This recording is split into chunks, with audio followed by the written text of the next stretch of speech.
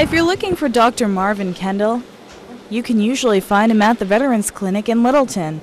But on Sunday, you'll have to find him here, saving railroad history, rain or shine.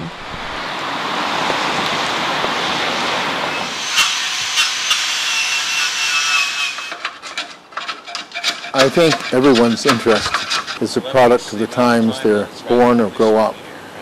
And when I grew up, the latest and the newest and the most exciting things was the steam locomotive.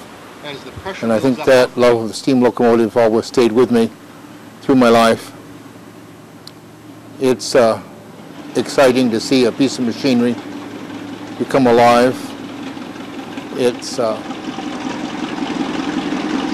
probably, maybe even genetic, in that my father and grandfather were also involved in railroads. You should dump the air in the train line, or the brake line. Would that save you taking it apart? Well, I don't think there's just one mountain in the world. I think there's whole chains of mountains, and I think that's the way it is here. A whole collection of memories of seeing different things go and restoring different things. So there's no one great mountain, but lots of chains, one mountain after another.